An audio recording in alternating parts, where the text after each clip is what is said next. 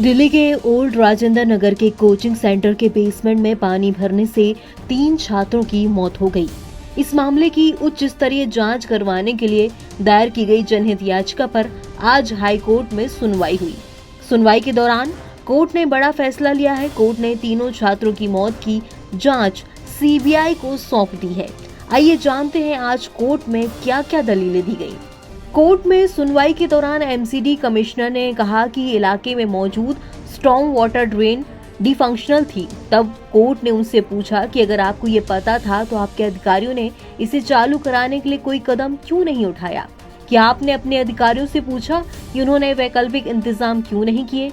क्या मॉनसून के दौरान पैदा होने वाली स्थिति से निपटने के लिए आपने कोई बैठक की? क्या आपने उस अधिकारी से पूछताछ की जिसने इस बिल्डिंग के प्लान को सैंक्शन किया था?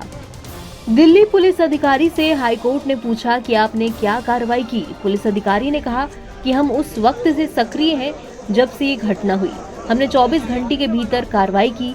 पुलिस की ओर से जब एएसजी संजय जैन ने कहा कि पुलिस स्ट्रेस में थी, तो इस पर कोर्ट ने कहा कि स्ट्रेस में आज कौन नहीं है, लेकिन हम जिस तरह के काम में हैं उसमें हमें स्ट्रेस से डील करना सिखाया जाता है। हमें स्ट्रेस से निपटना आना चाहिए। स्ट्रेस में हम बेकसूर लोगों को पकड़ने नहीं लगेंगे। क्या आपने उस अधिकारी से पूछताछ की जिसने बिल्डिंग प्लान पास किया था? इतना ही नहीं, हाई कोर्ट ने जब पूछा कि स्टूडेंट्स की मौत कैसे हुई, जवाब में संबंधित डीसीपी ने बताया कि स्टूडेंट्स की मौत डूबने से हुई। इसके बाद उन्होंने पूरे घटनाक्रम को कोर्ट के सामने रखा, जो उन्हें वहां मौजूद चश्मदीदों और सर्वाइवर स्टूडेंट से बात करने के बाद पता चला। संबंधित डीसीपी ने कहा कि पानी भरने से बेसमेंट की लाइब्रेरी में रखा फर्नीचर पानी में तैरने लगा, जिसने एग्जिट गेट ब्लॉक कर दिया। इसलिए स्टूडेंट्स को वहां से निकलने में बहुत दिक्कत हुई। हाईकोर्ट ने कहा कि 3 लोगों की मौत हुई है और निगम का हाल ये है कि वो इसकी जिम्मेदारी तक लेने को तैयार नहीं है। किसी को तो इसकी जिम्मेदारी लेनी पड़ेगी।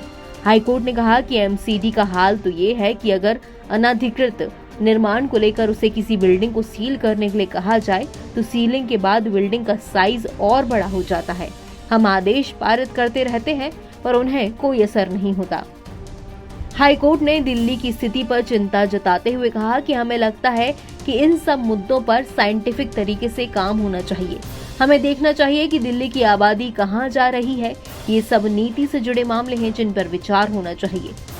हाईकोर्ट में ओल्ड राजेंद्र नगर के बारे में कहा गया कि यहाँ नालों की सफाई नहीं होती है। यहाँ के सारे नाले चौक पड़े हैं क्योंकि लोगों ने स्लैब से उन्हें ढक रखा है, इसलिए उनकी सफाई नहीं हो पाती है। एनबीटी ऑनलाइन की रिपोर्ट।